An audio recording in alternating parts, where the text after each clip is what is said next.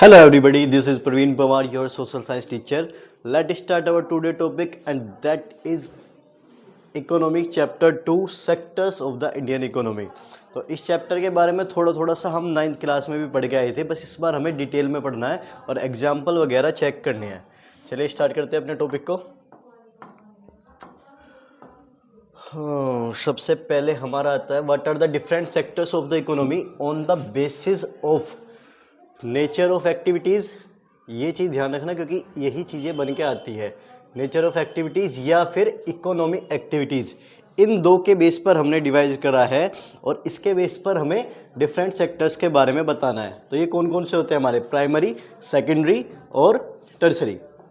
Primary, secondary and tertiary, ये तीन हमारे सेक्टर्स होते हैं on the basis of nature of activity और इकोनॉमिक एक्टिविटीज़ के बेसिस में। अब इसमें क्या है, इंपॉर्टेंट टॉपिक है ये वाले, क्योंकि कहीं ना कहीं इसमें या तो एमसीक्यू दे देंगे तुम्हें या फिर 5 मार्क्स के प्राइमरी सेकेंडरी में कंपैरिजन करा लेंगे, प्राइमरी टर्सरी में कंपैरिजन करा लेंगे, तो कुछ ना कुछ छोटा छोटा देखने के लिए मिल जाता है। तो स्टार्ट करते हैं सबसे पहले प्राइमरी सेक्टर। डेफिनेशन की बात करें, when we produce a good by exploiting natural resource it is an activity of the primary sector. देखो, गुड्स का मतलब होता है कोई भी वस्तु या कोई भी सामान। जब हम कोई भी सामान को एक्सप्लॉइट करें, बाहर निकाले, लेकिन निकालना कहाँ से है? डायरेक्ट नेचुरल से, प्रकृति से, तो उस सामान को हम क्या बोलेंगे? प्राइमरी सेक्टर में रखेंगे। डेफिनेशन बहुत इंपॉर्टेंट हो जाती है क्योंकि एग्जाम्पल इतने सारे हैं ना, रटते रटते थक जाओगे। अगर डेफिनेशन क्लियर है तो आप इसे रिलेट कर लोगे, ठीक है। तो प्राइमरी में जो हमें गुड्स मिल रही है कहाँ से मिलेगी? डायरेक्ट प्रकृति से मिलेगी, नेचर से मिलेगी। सेकंड, एग्जाम्पल की बात करें जैसे एग्रीकल्चर, खेती। क्या खेती बिना अच्छा, जब भी कोई एग्जाम्पल आए तुम्हें सिर्फ ये देखना है क्या वो बिना प्राकृतिक चीज़ के हमारी हो जाएगी या नहीं होगी। जैसे एग्रीकल्चर की बात करें, सोइल नेचुरल है, सनलाइट नेचुरल है, वाटर नेचुरल है, तो बिना प्रकृति के यूज़ के एग्रीकल्चर नहीं हो सकती ना। तो इसलिए किसमें? Primary sector. डेयरी, दूध वगैरह की डेयरी नेचुरल, एनिमल्स प्राकृतिक है ना, एनिमल किसी व्यक्ति द्वारा थोड़े बनाए गए हैं। नेक्स्ट, फॉरेस्ट्री, जंगल भी नेचुरल का पार्ट आता है। क्या तुमने कभी पेड़ लगाए हैं? छोटे मोटे पेड़ तो लगाए होंगे, पूरे जंगल लगाए हैं?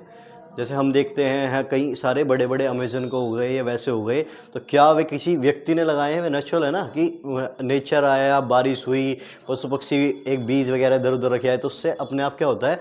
जंगल ग्रो कर जाता है। फिशिंग, बिना मछली के क्या फिशिंग कर लोगे? तो प्रकृति होगी। माइनिंग होता है ज़मीन से जो हम नेचुरल रिसोर्स को बाहर निकालते हैं उत्खनन या खुदाई वगैरह करके, तो वो बोला जाता है माइनिंग। तो ये भी नेचुरल का आ गया पार्ट। तो जितने भी नेचुरल के एग्जाम्पल है वे सारे किस में चले जाएंगे? बस डायरेक्ट अगर हमें से रिलेट करना हो, प्राइमरी सेक्टर की वे वस्तुएं आती है जो किससे निकले? नेचुरल से निकलेगी। क्लियर है? इसी कारण से इसका दूसरा नाम क्या है? इसको हम बोलते हैं एग्रीकल्चर सेक्टर। तो थर्ड पॉइंट हमारा क्या हो जाएगा? प्राइमरी सेक्टर का दूसरा नाम क्या है? Agriculture sector. तो अब it form the base for all other product that we subsequently make, hence it is known as primary. अब हम इसका बेस के तौर पे यूज करते हैं, हम इसमें क्या करेंगे? इससे अदर सब्सटेंस बना सकेंगे, तो जिस कारण से हम इसी को क्या बोलेगा? इसलिए हम इसे प्राइमरी बोलते हैं। जैसे अगर हम बात करें एग्रीकल्चर की, तो खेती हो रही है, खेती से मान लो हमने गेहूं बनाया, तो गेहूं से क्या करेंगे? आगे ब्रेड, बिस्किट, कुछ भी बनाने का काम करते हुए सब गेहूं से होगा।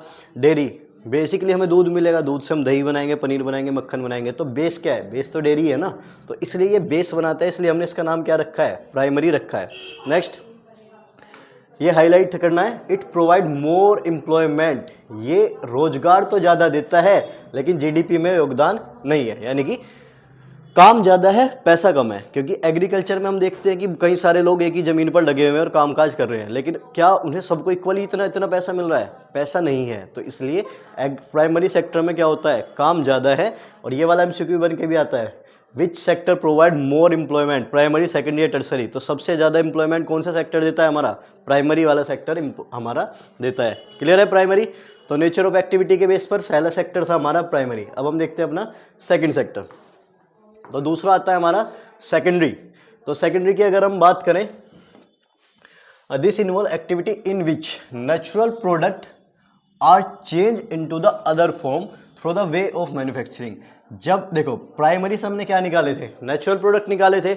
अब इसमें हमें क्या करना है? उन्हीं नेचुरल प्रोडक्ट को दूसरे फॉर्म में चेंज करना है। लेकिन चेंज कैसे होंगे?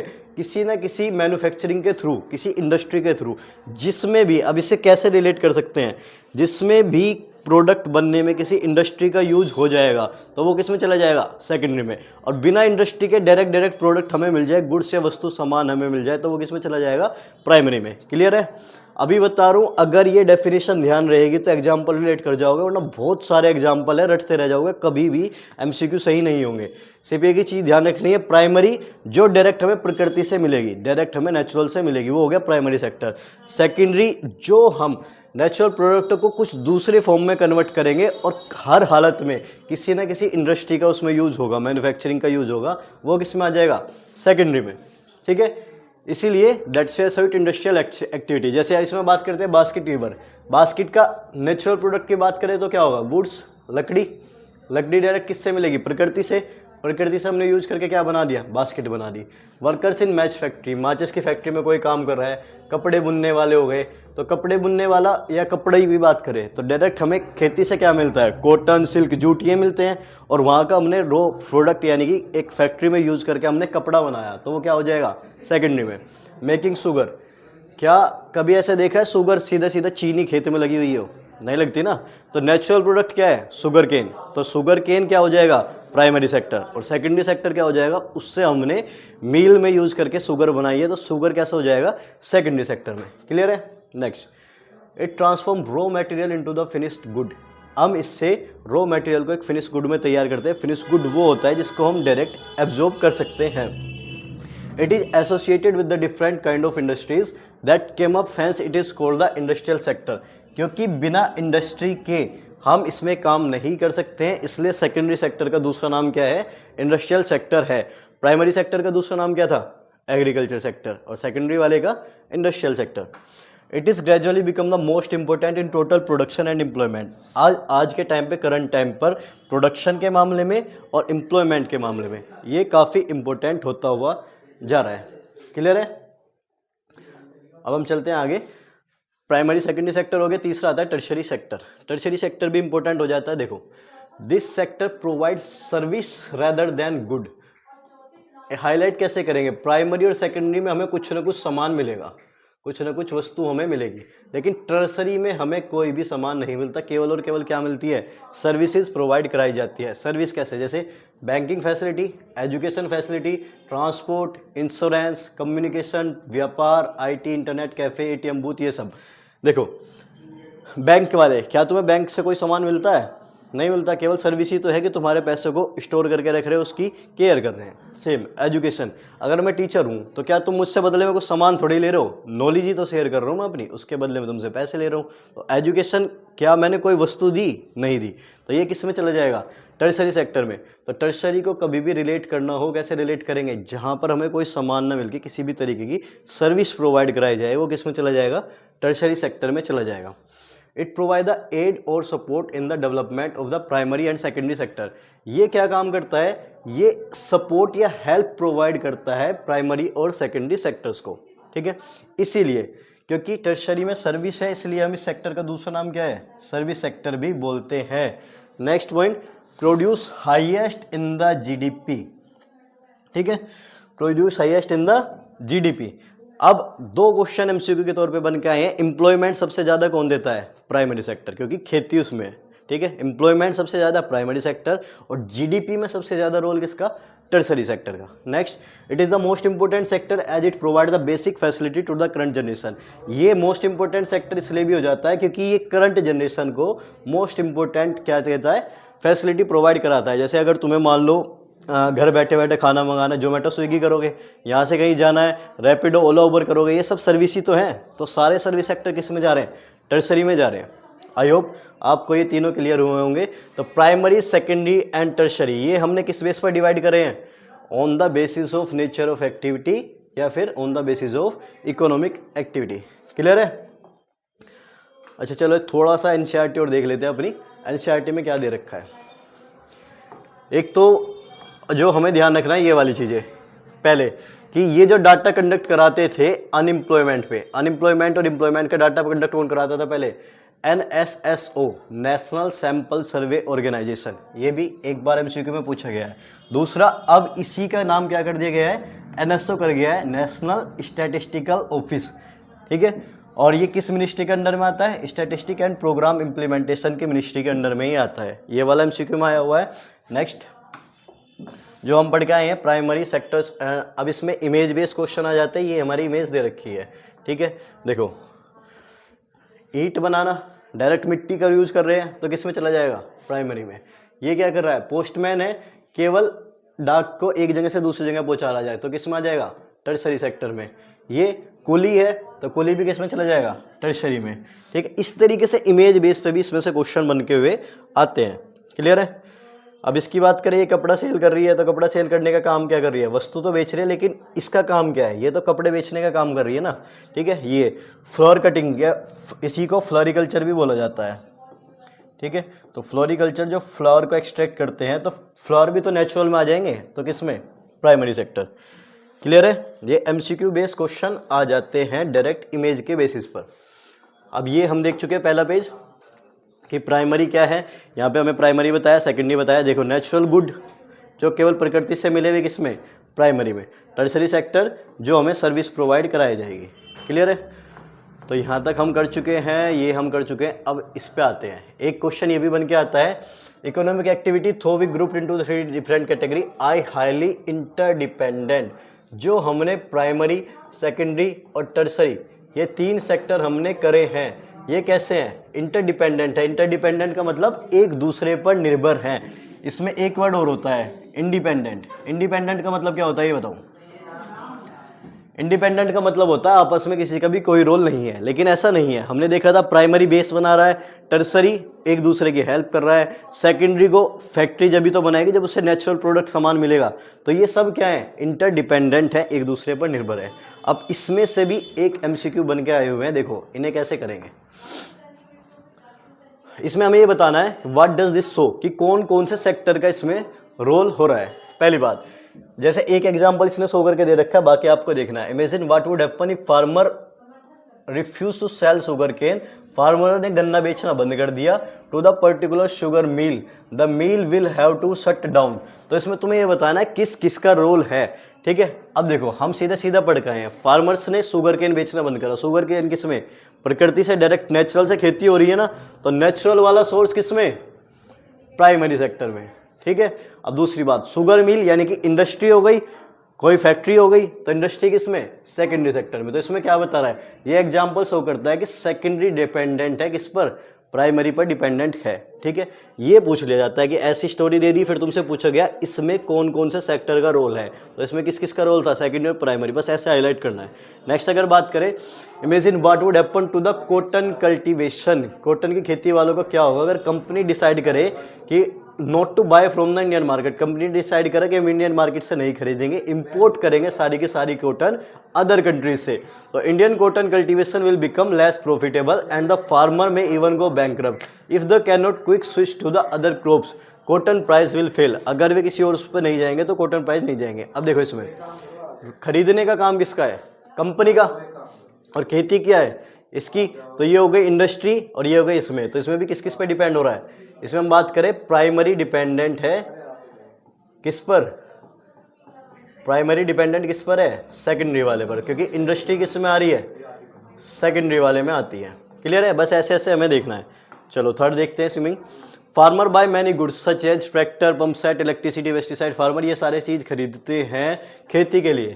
Imagine what would happen if the price of fertiliser और pump set go up, cost of cultivation of the farmer will rise and their profit will be reduce. तो इसमें भी बात कर रहे हैं फार्मर ये सारी चीजें खरीद रहे हैं, tractor, pump set, electricity, pesticide, fertiliser. क्या ये सारी चीजें बिना मशीन के बन जाएगी? देखो हमें जब भी रिलेट करना हो, टर्सरी की बात करें तो कोई ना कोई सर्विस होनी चाहिए, इसमें कोई सामान नहीं आएगा। तो ट्रैक्टर तो सामान है, वस्तु है ना, पंप सेट सामान है, इलेक्ट्रिसिटी, पेस्टिसाइड्स, फर्टिलाइजर्स सामान ही तो है, केमिकल्स, फर्टिलाइजर्स ये सारे उसी तो हैं। तो इसमें क्या हुआ, टर्सरी तो बिल्कुल नहीं होगा।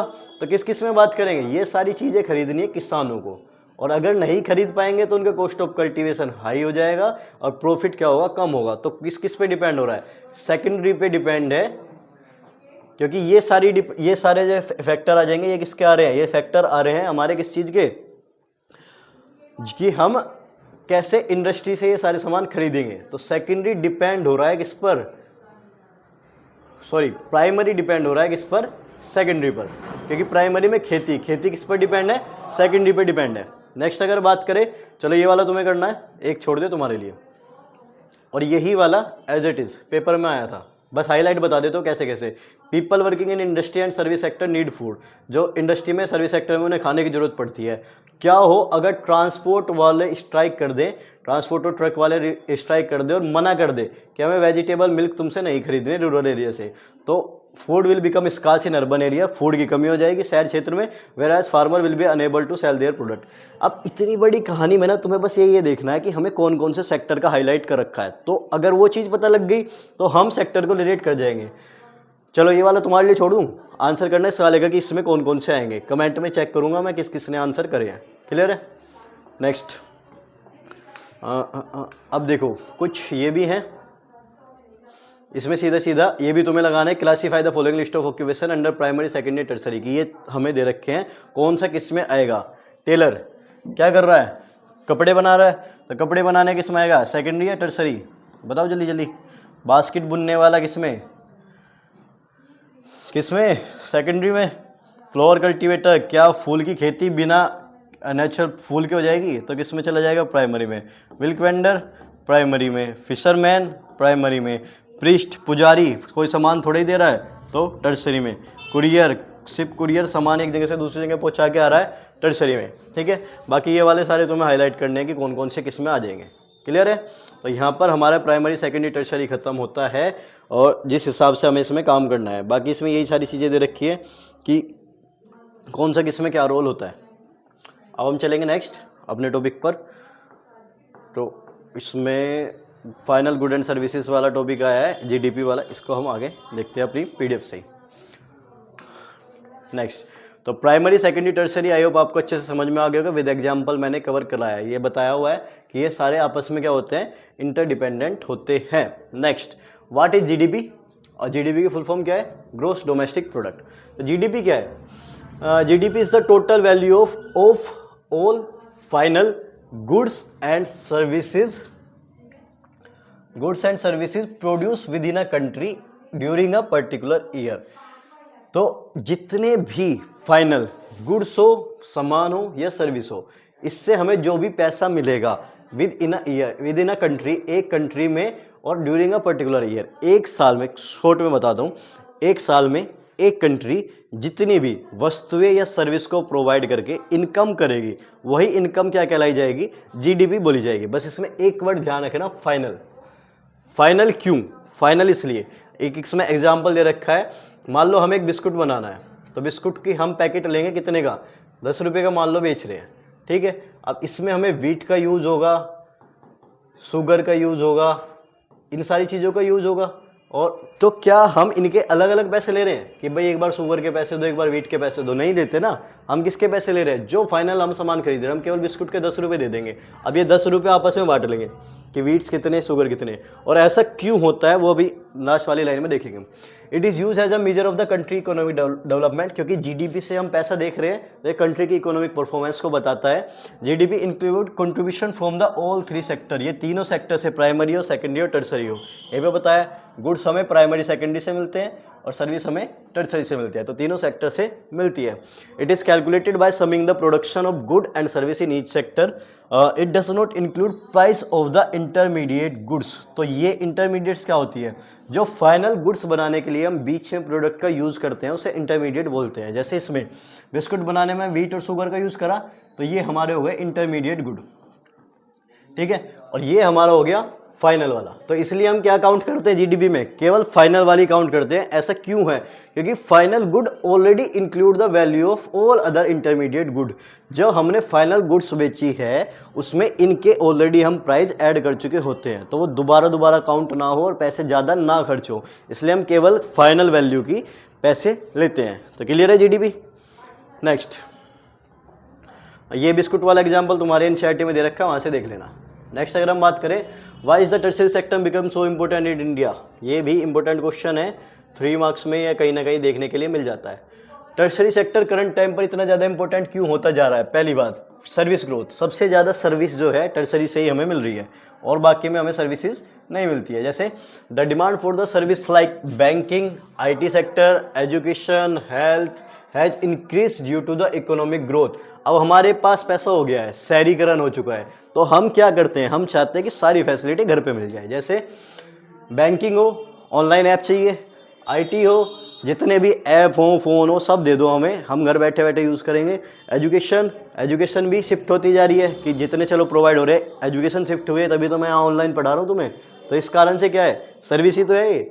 साथ साथ हेल्थ केयर कि जितना पैसा ज़्यादा तो हेल्थ केयर हाई लेवल की हमें फैकल्टी मिलनी चाहिए, तो इस कारण से सर्विस ग्रोथ के कारण से टर्शियरी सेक्टर ग्रोथ हो रहा है। सेकंड, राइजिंग इनकम लेवल, इसमें हमने देखा है पैसा ज़्यादा है, as people income grow, people की जो पैसा है वो बढ़ता हुआ जा रहा है, they spend more on the service like health care, tourism, private school, education and travel.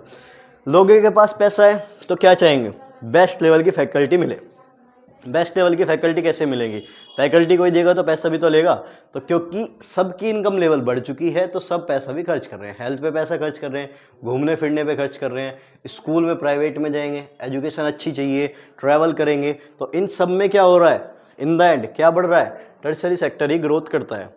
Third, support for the other sector, ये बाकी अदर सेक्टर को भी सपोर्ट करता है। कैसे, the tertiary support like primary and secondary sector by providing essential service like, जैसे हमने देखा था ट्रांसपोर्ट, तो एक सामान को एक जगह से दूसरी जगह पहुंचाना है, क्या बिना ट्रांसपोर्ट के कर लोगे, नहीं कर पाओगे, तो ट्रांसपोर्ट किसका, टर्शियरी का। कम्युनिकेशन, किसी चीज़ को हमें प्रमोट करनी है, प्रमोशन करना है, कम्युनिकेशन की जरूरत पड़ेगी। फाइनेंस एंड मार्केटिंग, ये सारी चीज़ भी इसी में ऐड हो जाएगी। Greater the development of primary and secondary sector more would be the demand for the service sector, ये अलग से भी पॉइंट बना के लिख सकते हो कि प्राइमरी और सेकेंडरी जितना ग्रोथ करेगा तो ऑटोमेटिकली सर्विस सेक्टर की डिमांड बढ़ती जाएगी। ठीक है, तो ये फोर्थ पॉइंट भी से अलग से भी बना सकते हो तुम। Fifth, contribution to the GDP, अभी हमने देखा है क्योंकि सबसे ज़्यादा पैसे का यूज हो रहा है तो जीडीपी में भी सबसे ज़्यादा रोल किसका है, टर्शियरी सेक्टर का। टर्शियरी सेक्टर है surpass the primary and secondary sector in it contribution to India GDP, reflecting its critical role in the modern economy, क्योंकि आज के टाइम पर हम किस किस पर डिपेंड हो रहे हैं, सर्विस सच एज IT सबसे ज़्यादा यूज़ कर रहे हैं, कम्युनिकेशन टूल सबसे ज़्यादा यूज कर रहे हैं, इस कारण से ऑलमोस्ट हम केवल और केवल टर्शियरी सेक्टर का यूज कर रहे हैं और जीडीपी बढ़ती हुई जा रही है। क्लियर है इतना? तो अब हम चलते हैं नेक्स्ट टॉपिक की तरफ। नेक्स्ट टॉपिक हमारा आता है, इसमें छोटा सा है, what do you understand by the disguise unemployment, ये क्या है, और explain with an each example from the urban and rural area, शहर के और गांव के एग्जांपल के तौर पर हमें ये बताना है। क्लियर है? चलो सबसे पहली बात डिसगाइज अनएम्प्लॉयमेंट देख लेते हैं। डिसगाइज अनएम्प्लॉयमेंट, अनएम्प्लॉयमेंट क्या है ये तो पता है, बेरोजगारी, जब हमें काम ना मिले तो वो हो जाएगा अनएम्प्लॉयमेंट। तो disguise unemployment is a kind of unemployment in which there are people who are visibly employed but are actually unemployed. इसका मतलब क्या है, इसका मतलब है डिसगाइज अनएम्प्लॉयमेंट वो वाली होती है जहाँ पे लोग ऐसा तो लग रहा है कि वे काम कर रहे हैं लेकिन कायदे से उनके पास काम नहीं है, क्योंकि काम जब माना जाता है कि उनके काम को उन्हें पैसा भी मिले। ठीक है, तो इसमें बात करें, this situation is also known as hidden unemployment. अब क्योंकि ये दिखाई तो देती नहीं है सामने से, तो इसलिए इसको क्या बोला जाता है, हिडन अनएम्प्लॉयमेंट भी बोला जाता है। जैसे in such a situation more people are engage in a work than required and additional worker do not contribute to the production for example. अब इसमें क्या होता है कि जितने हमें ज़रूरत है उससे ज़्यादा लोग उस काम के लिए करते रहते हैं। जैसे स्कूल में नहीं होता कि तुम्हें प्रोजेक्ट बनाने को दे दो, तो प्रोजेक्ट 2 बच्चे प्रोजेक्ट बनाएंगे, 3 उनके पीछे पीछे घूमते रहेंगे। अब उनसे पूछा जाए भाई क्या काम, क्या रोल रहा तुम्हारा इसमें, तो ये कहेगा जी हाथ लगा रहे, सपोर्ट तो कर ही रहे हैं। तो वो वाला सपोर्ट वाले वे काम के नहीं है, हम उन्हें बेरोजगार ही मानते हैं। तो उस तरीके की बेरोजगारी क्या है, डिसगाइज अनएम्प्लॉयमेंट हो जाती है। अब देखो एग्जाम्पल देना है, रूरल एरिया गांव वाले में ये ज़्यादातर देखी जाती है एग्रीकल्चर सेक्टर में। जैसे किसी फैमिली में 9 लोग हैं और जो खेती ही कर रहे हैं, लेकिन 4 पीपल हैं विदड्रॉन फ्रॉम इट, उसमें से मान लो हमने 4 लोगों को अलग कर दिया, तो बचे हुए क्या हैं, आउटपुट फिर भी इतना ही आ रहा है, यानी कि 5 लोग मिलकर फिर भी उसी लेवल की खेती कर पा रहे हैं। तो इसलिए ये 4 पीपल क्या है, ये डिसगाइज अनएम्प्लॉयमेंट है कि ये काम करें या ना करें इनका कोई ज़्यादा फर्क नहीं पड़ रहा है। क्लियर है? नेक्स्ट इसी में आगे हम देखें शहर में। शहर में एग्जाम्पल आता है जैसे तुमने देखा होगा किसी फैमिली में कोई मेंबर है जो एक ही किसी दुकान पे बैठा है, मान लो किसी ने दुकान खोल ली, तो दुकान खोलने के बाद क्या करेंगे, पापा बाहर चले गए, उस पर बेटी बैठ जाएगी, बेटे चले गए, भाई बैठ गया, बहन बैठ गई या मम्मी बैठ गई। तो क्या उन सब की अलग अलग सैलरी है? सैलरी तो भाई दुकान की वही है ना, तो एक बैठे या दो बैठे काम तो वही आना है। तो इसलिए ये स्मॉल बिजनेस में ये सारी जगह हम शहर में देखते हैं। क्लियर है? नेक्स्ट, अब ओपन अनएम्प्लॉयमेंट और डिस्गाइज अनएम्प्लॉयमेंट के बीच में हमें डिफरेंस करना है। जैसे ओपन क्या है, when a country labour force do not get opportunity for educate employment, this situation is called open unemployment. जब एक कंट्री के लेबर्स को प्रॉपर अवसर ही ना मिले, अपॉर्चुनिटी ना मिले कि उन्हें जो काम चाहिए वो काम वे कर सके, तो उसे क्या बोला जाएगा? ओपन अनएम्प्लॉयमेंट बोला जाएगा। This is a kind of unemployment in which there are people who are visibly employed but actually they do not have a full employment।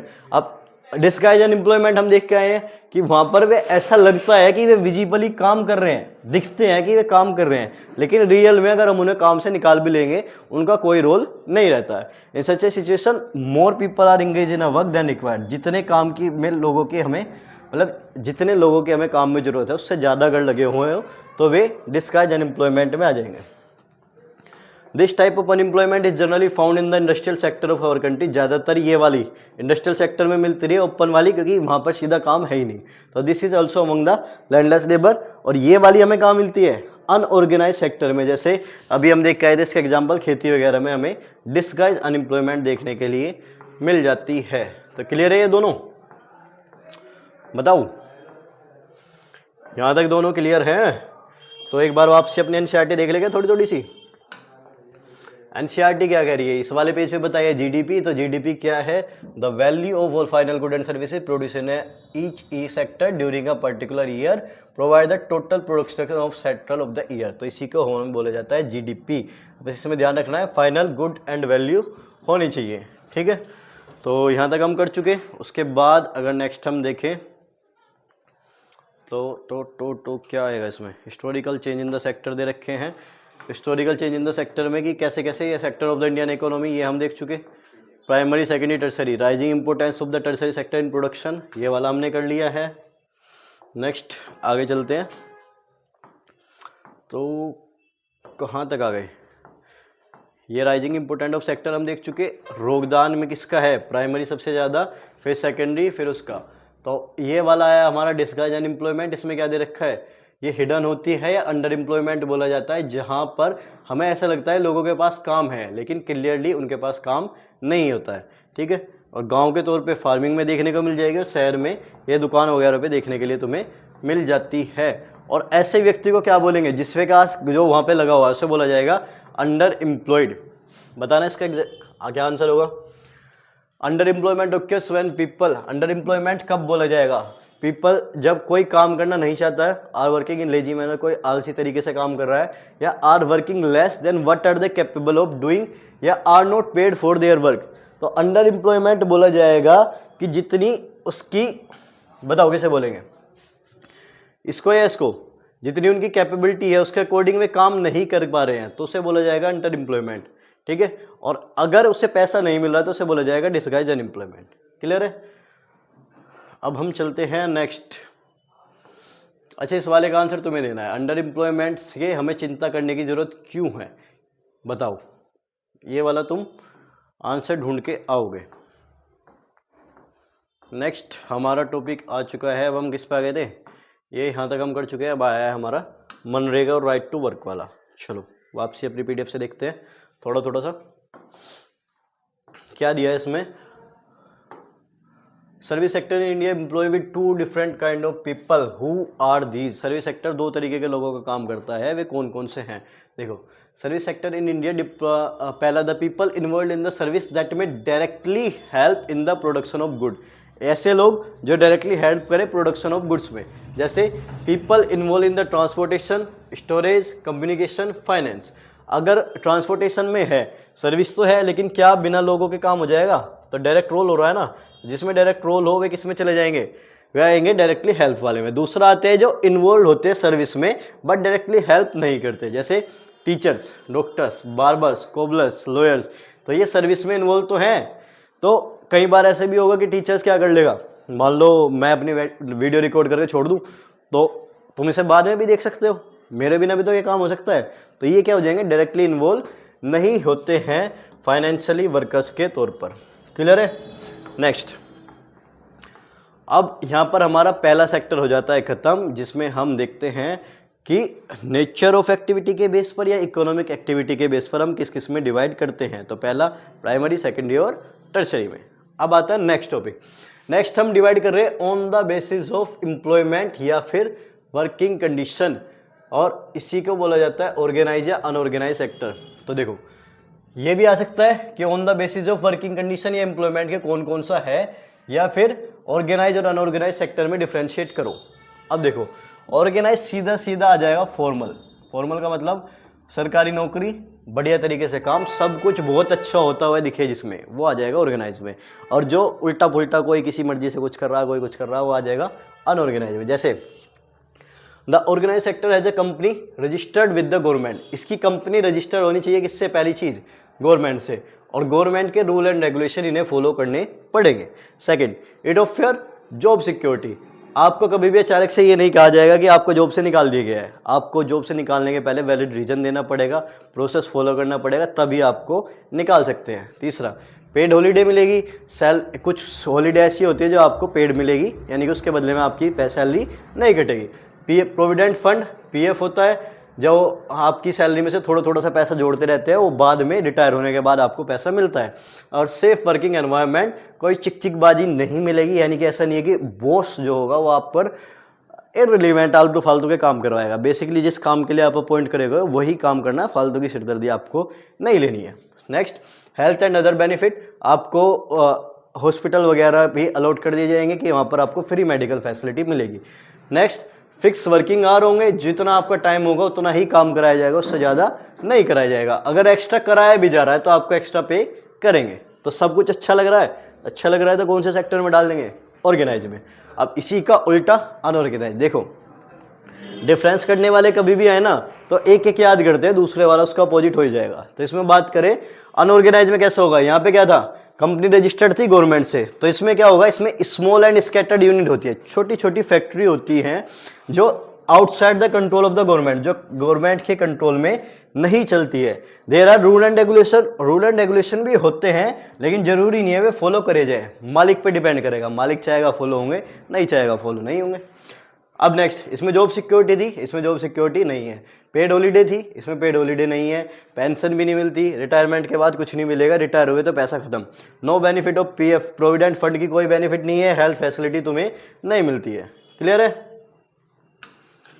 तो अबे क्या खुल गया ये, वहाँ बढ़ाते बढ़ाते, ठीक है।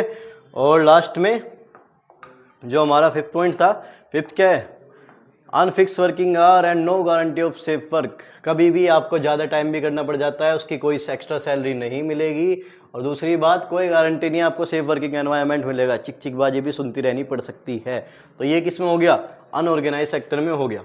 ठीक है, अब देखते हैं मनरेगा, एक छोटा सा टॉपिक हो रहा है जो हमारे एनसीईआरटी में दिया गया है। ये भी 9th क्लास में हम ऑलरेडी पढ़ के आए हुए हैं, बट इस बार इसमें से एक क्वेश्चन बना था एमसीक्यू में से 2024 में, इसी में से एक एमसीक्यू बन के आया हुआ है।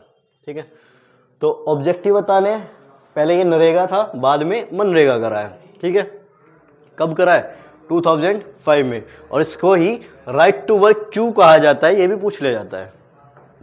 देखो, central government in India made a law implementing the right to work in about. सबसे पहले राइट टू वर्क, काम के अधिकार के तौर पर सेंट्रल गवर्नमेंट ने 625 डिस्ट्रिक्ट में इंडिया के एक इम्प्लीमेंट करा था। उसका नाम क्या था, मनरेगा की full form Mahatma Gandhi National Rural Employment Guarantee Act. कौन से ईयर में, 2005 में। ठीक है, all those who are able to and are in need of work in the rural area. ये ध्यान रखना है, ये काम केवल और केवल किसको दे रहा है, रूरल एरिया को। इस बार वाला जो एम्प्लॉयमेंट का दिया था ना, उसमें क्या कर दिया था, ऑल पीपल। तो ऑल पीपल नहीं है, काम किसे किसे देता है, केवल और केवल रूरल को। यही वाला एमसीक्यू में गलत करा है बस। ऑल पीपल और रूरल एरिया, केवल ये 2 लाइन दे रखी थी और इसी के चक्कर में ज़्यादातर लोग ऑल पीपल वाले पे लगा के आ गए। ये तो पढ़ लिया ध्यान से कि ये गारंटी देता है 100 दिन का काम देगा इन ए ईयर, और अगर काम में फेल हो जाए तो उस 100 दिन के बदले में improvement class to the people उसके बदले में क्या देगा, उसका पेड करेगा।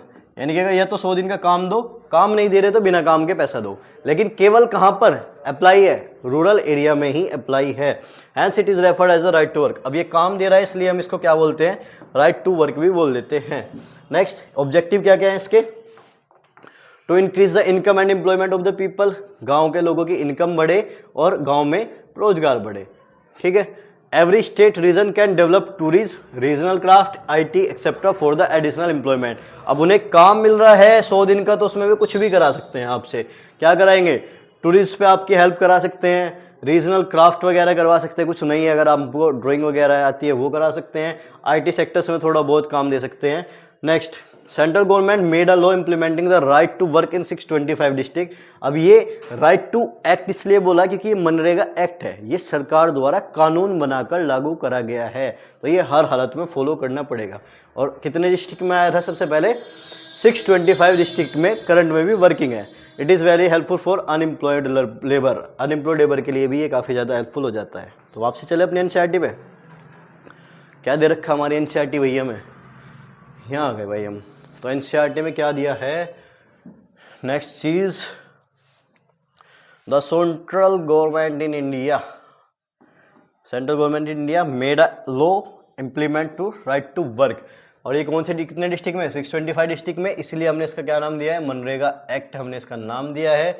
All those who are able to and are needed of work of rural area, केवल कहाँ पर, रूरल एरिया में, उन्हें गारंटी देता है कि 100 दिन का हम आपको काम प्रोवाइड कराएंगे। अगर गवर्नमेंट फेल हो जाए काम प्रोवाइड कराने में तो अनएम्प्लॉयमेंट के अलाउंस देगी। अलाउंस का मतलब सैलरी प्रोवाइड करेगी, वेतन भत्ता प्रोवाइड करेगी to the people. This type of work that would in future help to increase the production from land and will be given preference under the act. ये लोगों को प्रोडक्शन में हेल्प करवाता है और साथ साथ फ्यूचर में प्रेफरेंस देता है। ठीक है। तो इसके बाद ये वाला क्वेश्चन इसी से ही है, ये हम कर चुके। तो नेक्स्ट देखो, ऑर्गेनाइज। अब ये हम ऑर्गेनाइज एंड ऑर्गेनाइज भी तो कर चुके, कैसे आता है, या तो ये बन के आएगा सेक्टर का डिवीजन, ऑर्गेनाइज और अनऑर्गेनाइज। किस बेस पर करा गया है, ये किस बेस पर करा गया है, this look like the way are employed, condition of work, कि कैसे उनकी वर्किंग कंडीशन है उसके बेसिस पर। तो ऑर्गेनाइज अनऑर्गेनाइज तो हम पढ़ चुके थे। अब हमें स्टोरी दे रखी है, कई बार पूरी स्टोरी दे देता है, उसमें पूछा जाता है कौन से सेक्टर में काम करती है। तो हम स्टोरी देख लेते हैं। कांता मैया की हमारी स्टोरी है। क्या कह रहा है, कांता एक ऑफिस में काम करती है, attender office from 9:30 to 5:30 PM, time fix, she get salary regularly, salary time पे मिल रही है at the end of every month. In addition to the salary she also get provident fund, PF भी मिल गया भाई। तो as per the rule laid by down the government she also get medical facility भी मिल गई और other allowance भी मिल गए। कांता अगर ऑफिस नहीं जाती है, संडे को ऑफिस नहीं जाती है क्योंकि संडे की क्या है, पेड हॉलीडे है। When she join the work she was given an appointment letter, जब उसने ज्वाइन करा था उसे अपॉइंटमेंट लेटर भी दिया था जो टर्म एंड कंडीशन पढ़ाती है। तो सारी अच्छी अच्छी चीजें दिख रही है ना। तो कांता हमारी किस में काम कर रही है, ऑर्गेनाइज सेक्टर में। क्लियर है। नेक्स्ट हमारा आया कमल। कमल कांता का पड़ोसी है। He is a daily wages labour, daily wages labour है भाई। देखो ऐसे एक दुकान पे काम कर रहा है, ग्रोसरी शॉप पे। He goes to the shop at 7:30, गया 8 बजे वापसी आया। तो पहली तो बात 12 घंटे से ज़्यादा का तो काम ही कर रहा है और वर्किंग आवर होने चाहिए फिक्स 8 घंटे, 8 से ज़्यादा का काम नहीं होना चाहिए। ही गेट नो अदर अलाउंस, अलग कोई सैलरी नहीं मिल रही है अपनी वेक से। He is not paid for the days, जिस दिन वो काम पे नहीं जाता उसे सैलरी में पेड वर्क नहीं मिलता है। नो लीव और पेड हॉलीडेज नहीं है।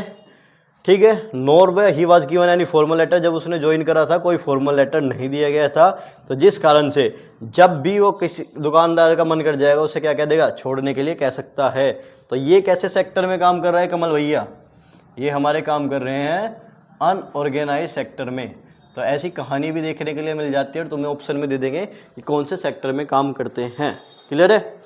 तो यहाँ तक हम कर चुके। तो क्या डिफरेंस पता लगा वर्किंग कंडीशन का कांता और कमल में, तो उसी के बेस पर डिवाइड करा है ऑर्गेनाइज सेक्टर और अनऑर्गेनाइज सेक्टर। तो ये हम वहाँ पर कर चुके हैं अपना। क्लियर है। कुछ एग्जाम्पल दिए हैं, लेट द फॉलोइंग एग्जाम्पल। कौन सा अनऑर्गेनाइज सेक्टर में काम कर रहा है? Teacher taking in the class, organise में होगा ना, क्योंकि टीचर को पता है फिक्स शेड्यूल है, फिक्स टाइम है, सैलरी फिक्स मिलेगी, सब कुछ होगा। हेड लोड वर्कर, सिर पे बोझ ढोने वाला, carrying a bag of cement on his back in the market, कैसा होगा? अनऑर्गेनाइज में कोई फिक्स सैलरी नहीं, ज़्यादा भी काम करवा सकते हैं। फार्मर किस में? अनऑर्गेनाइज में। डॉक्टर ऑर्गेनाइज में। Daily veg labour working under a contractor, एक कॉन्ट्रैक्टर के अंडर में काम कर रहा है डेली वेज लेबर, तो ये भी अनऑर्गेनाइज में आएगा, क्योंकि फिक्स अपॉइंटमेंट लेटर नहीं है, छुट्टी करते उसे पैसा नहीं दिया जाएगा। फैक्ट्री वर्कर, बड़ी फैक्ट्री में काम कर रहा है, बड़ी फैक्ट्री वाले कई बार ऑर्गेनाइज में आ जाते हैं, क्योंकि इन्हें टर्म एंड कंडीशन फॉलो करनी पड़ जाती है। एक हैंडलूम वीवर अपने घर पर ही काम कर रहा है, तो किसमें? अनऑर्गेनाइज में। क्लियर है? तो यहाँ तक हम कर चुके हैं। नेक्स्ट हमारा आता है how to protect worker in an unorganise sector. तो कैसे प्रोटेक्ट करें अनऑर्गेनाइज सेक्टर के लिए? उसके लिए क्या होता है, कुछ रूल एंड रेगुलेशन बना दी जाए सरकार के द्वारा, 1990 के बाद उनके टाइम फिक्स कर दिए जाए, सैलरी फिक्स कर दी जाए, लेकिन वो सब फॉलो नहीं हो सकती है। फॉलो क्यों नहीं होगी? क्योंकि वे गवर्नमेंट के रूल एंड रेगुलेशन में पहली तो बात गवर्नमेंट उन पे नज़र रख सकती है जो रजिस्टर्ड होगी। अगर वे रजिस्टर्ड ही नहीं कर रहे, लोकल ओनर्स या लोकल शॉप वाले हैं, तो वे हम उन पर ज़्यादा ध्यान नहीं दे सकते। क्लियर है? तो नेक्स्ट आता है हमारा लेट्स रिकॉल कर लेंगे भाई बाद में। अच्छा चलो, ये क्या क्या दे रखा है इसने? सेक्टर, ये क्राइटेरिया यूज करा है प्राइमरी, सेकेंडरी, टर्सरी का। किस बेस पर? नेचर ऑफ एक्टिविटी के बेस पर। Problem indicated and how they can be tackle, तो इनमें क्या प्रॉब्लम है और कैसे हम सोल्व कर सकते हैं, ये हमें इसमें बताना है। उसके बाद अनऑर्गेनाइज और अनऑर्गेनाइज किसके बेस पर था? वर्किंग कंडीशन के बेस पर। ठीक है। उसके बाद कंक्लूजन क्या आया? अगर ये हमें बता रहा है अच्छा एनवायरनमेंट है या बुरा एनवायरनमेंट है, और प्रॉब्लम क्या है कि बुरे वालों के लिए हमें सॉल्यूशन ढूंढने चाहिए। नेक्स्ट, अब आता है next topic, sector in term of ownership. Ownership को बोला जाता है मालिक। तो मालिक के आधार पर हमने डिवाइड करा है पब्लिक और प्राइवेट सेक्टर में। वापसी आते हैं अपनी पीडीएफ पर और देखते हैं हमारी पीडीएफ की पोर्टल में क्या दिया हुआ है। चलो भैया, मनरेगा तक हम कर चुके, पब्लिक ऑर्गेनाइज एंड ऑर्गेनाइज हम कर चुके। अब आते हैं पब्लिक एंड प्राइवेट सेक्टर में। तो ये किस बेस पर डिवाइड करा गया है? ओनरशिप के बेस पर। ये ध्यान रखना, इस पर अलग से एमसीक्यू आ जाते हैं कि ओनरशिप के बेस पर कौन से? Public private. वर्किंग कंडीशन के बेस पर कौन से? Organise and organise. और नेचर ऑफ एक्टिविटी या इकोनॉमिक एक्टिविटी के बेस पर primary, secondary, tertiary. Next, public sector क्या है? Government own the most of the asset own, government own most of the asset and provide all the service. ज़्यादातर asset संपत्ति हुई या service हुई किसके द्वारा रन करी जाएगी? सरकार के द्वारा। एग्जाम्पल, रेलवे हुई, पोस्ट ऑफिस हुआ, ये हमारे एग्जाम्पल हैं पब्लिक सेक्टर के। ध्यान रखना, एमसीक्यू में बन के आया हुआ है। पोस्ट ऑफिस को स्पेशली, पोस्ट ऑफिस नहीं पता लगता हमें पब्लिक में या प्राइवेट में। पोस्ट ऑफिस सरकार के द्वारा चलाया जा रहा है। The purpose of the public sector is not just on profit. कितनी एरर हो रही है रे। तो पब्लिक सेक्टर का मेन मोटिव क्या होता है? केवल प्रॉफिट कमाना नहीं होता। Government trade money through the taxes, government पैसा ले लेता है टैक्स के थ्रू से, and other way to meet express on the service rendered by it. और इसी टैक्सेस को वो कुछ सर्विस प्रोवाइड कर दिया जाता है। तो ये हम लिख सकते हैं कि इसका मेन काम क्या होता है? Provide welfare scheme to the public. तो फोर्थ पॉइंट हम ये भी लिख लेंगे। ठीक है। और फिफ्थ अगर लिखना चाहें, फिफ्थ में क्या होगा? फिफ्थ इसमें लिख लेंगे कि इसमें क्या होता है? Public have better access to basic facility. Main motive क्या होता है कि पब्लिक को बेसिक फैसिलिटी भी दी जाए। और बेसिक फैसिलिटीज में क्या क्या आ जाएगी? रोटी कपड़ा मकान, अरे छोड़ो यार, एजुकेशन होनी चाहिए, हेल्थ होनी चाहिए, और खाना पीने वाले सामान चीज़ें, पीने का नहीं, खाने का जुगाड़ करती है सरकार, पीने का नहीं करती, पीने में पानी का बस। ठीक है। तो नेक्स्ट हम बात करें, क्लियर है? अब इसी का उल्टा प्राइवेट सेक्टर में जो संपत्ति और डिलीवरी ऑफ सर्विसेज है किसके हाथ में होगी? प्राइवेट या किसी इंडिविजुअल, व्यक्तिगत या कंपनी के हाथ में होगी। ठीक है। नेक्स्ट एग्जाम्पल इसके, Tata iron and steel company limited जिसको हम टिस्को बोलते हैं, या फिर रिलायंस इंडस्ट्री लिमिटेड जिसको RIL बोलते हैं। अच्छा, प्राइवेट कंपनी को पहचानने का एक और तरीका है, इसके एंड में तुम्हें लिमिटेड लिखा हुआ मिलेगा। इस बार एक एमसीक्यू आया था इसमें से, तो उसमें मतलब थोड़ा सा यूनिक था, फंस सकते थे बच्चे इजीली, लेकिन दिक्कत क्या थी कि 4 में से 2 तो एमसीक्यू दे दिए जिनमें ऑप्शन है लिमिटेड, तो 2 तो इससे एलिमिनेट हो सकते हैं। अगर कहीं भी कुछ ना, तुमने कंपनी का नाम ना सुनो, लिमिटेड वाली किस में जाएगी, प्राइवेट में जाएगी, ठीक है। और दूसरा एक ऑप्शन था शायद पोस्ट ऑफिस का, तो वो हमने अभी उसमें एग्जाम्पल ही पढ़ा है, इसलिए वो वैसे हट गया।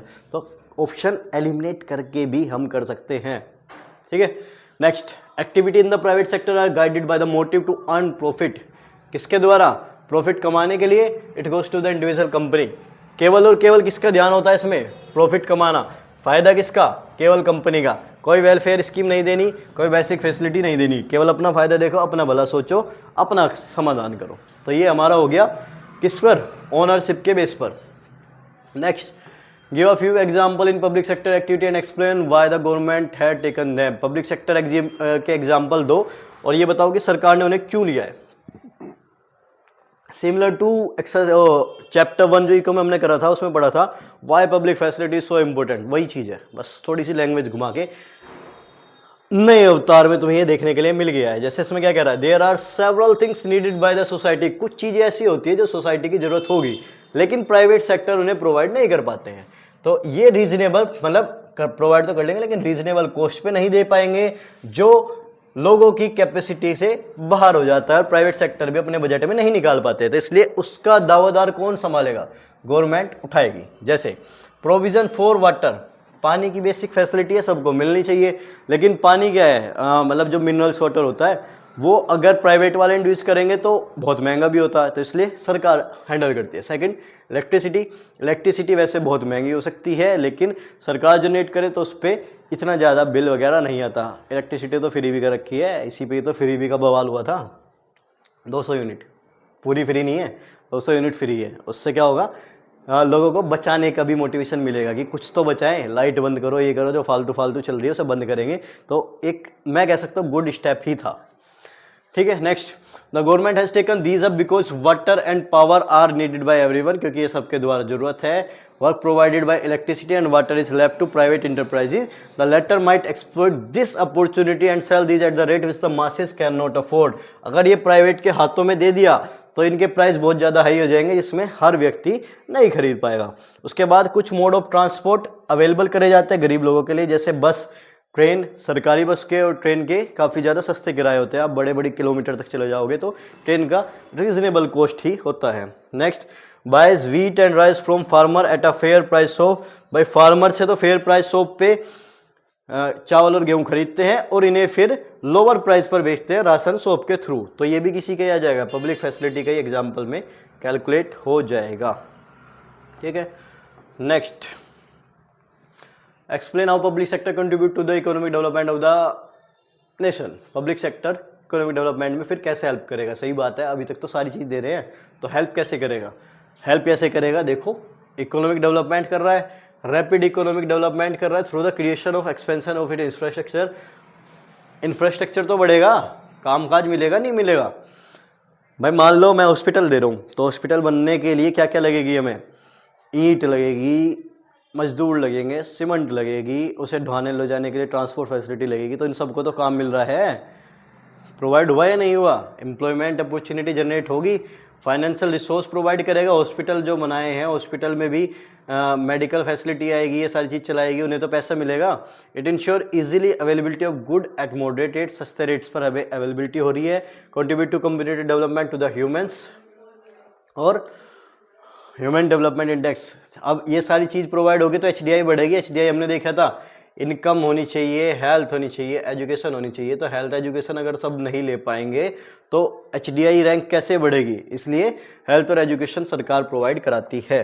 नेक्स्ट हम बात करें how to create more employment in rural and urban area. देखो शॉर्ट में लिख रखा है, ज़्यादा बड़ा नहीं दिया है, बस देख लो, आया हुआ है। बट ये तो ये कॉमन सेंस भी चलाना होता है कुछ ना। सोशल साइंस ऐसा सब्जेक्ट है कि आप रट के नहीं जा सकते, आपकी वो बेसिक प्रेजेंस चेक कर लेगा। कई बार कुछ भी छोटा सा लुल्लू पुंजू सा क्वेश्चन दे देगा और देखेगा कि हाँ बुद्धि है या जस्ट टीचर ने रटवा के भेज दिया। तो रटना नहीं है भाई, दिमाग एक्टिव रखो, कुछ भी नया आ जाता है। रूरल का मतलब गाँव के एरिया में कैसे नया काम जनरेट कर सकते हैं। छोटी छोटी दुकान खुलवा लो, गाँव में दूध की मात्रा ज़्यादा होती है, डेयरी खोल लो, कोचिंग खोल लो, कोचिंग तो शहर हो गाँव हो कहीं भी पढ़ा सकते हैं। ट्रांसपोर्ट फैसिलिटी हो गई, मान लो हमने पालमपुर वाले में देखा था, एक ई रिक्शा ले आया, ठीक है, गुड वगैरह बेचने चला गया। Government provide loan to the small farmer, छोटे छोटे किसानों को लोन प्रोवाइड कर सकता है जिससे वे बड़े लेवल पर खेती कर सकते हैं। अब आते हैं शहर में, मतलब ये छोटे छोटे पॉइंट हैं, लिख सकते हैं, जैसे you can open the small shop and you can open the dairy, ऐसे ऐसे बना के लिख सकते हो। अर्बन, शहर में कैसे करेंगे, इन्वेस्ट करो इंडस्ट्री में, भाई किसी न किसी इंडस्ट्री में हो लो अपनी, एजुकेशन पे इन्वेस्ट करो, ठीक है, टेक्नोलॉजी पे इन्वेस्ट करो, आईटी सेक्टर पे इन्वेस्ट करो, टूरिज्म पर इन्वेस्ट करो, घूमना फिरना। कुछ लोग तो ऐसे होते हैं घुमाने फिराने के लिए, जैसे देखा होगा तुम चले जाओ लाल किला के आसपास, यूँ कहेंगे हम हैं टूर मतलब टूरिस्ट, तो हमसे पूछो, हम आपको लाल किले का अच्छी जानकारी देंगे, पता नहीं क्या क्या बता देते हैं। खैर ठीक है, पैसा तो कमा ही रहे हैं, वहाँ पे लाना ले जाना, आसपास होटल की ज़रूरत पड़ेगी, खाने पीने वाले वेंडर्स की ज़रूरत पड़ेगी, तो ये सब क्या हो रहा है, काम जनरेट कर रहा है या नहीं कर रहा। तो एनसीईआरटी के ये वाले क्वेश्चन तुम्हें खुद देखने हैं, डिस्कस हम कर चुके हैं, वही चीज़ है। चलो यहाँ पर हमारा चैप्टर होता है ख़त्म। कुछ शॉर्ट क्वेश्चन करा दूँ, इनके तो यार आंसर साथ साथ लग रहे हैं, मज़ा नहीं आएगा, छोड़ दो फिर। चलो एक थोड़ा सा देख लेते हैं। Which of the following sector activity by themselves do not produce a good, जो वस्तु तो प्रोड्यूस नहीं करता है लेकिन क्या करता है, एड और सपोर्ट देता है बाकी अदर सेक्टर को। तो जिसमें वस्तु ना मिले, केवल एक ही था, कौन सा, टर्शरी, ठीक है। Identify the odd one from on the basis of the sector, sector के बेसिस पर इन्हें अलग करना है। Fisherman primary, gardener primary, porter गार्डनरी, पोर्टर कौन होता है बताना, कुम्हार, गार्डनर माली, फिशरमैन मछली। तो ये क्या तीनों काम नेचुरल के बिना हो जाएंगे, नहीं हो सकते, तो अलग क्या बचा, ट्रक ड्राइवर किस में जाएगा, टर्शरी में। तो आंसर क्या हो गया इसका, बी, ठीक है। अंडर एम्प्लॉयमेंट ओकेस व्हेन पीपल, ये वही वाला क्वेश्चन है जो हमने वहाँ पे देखा था।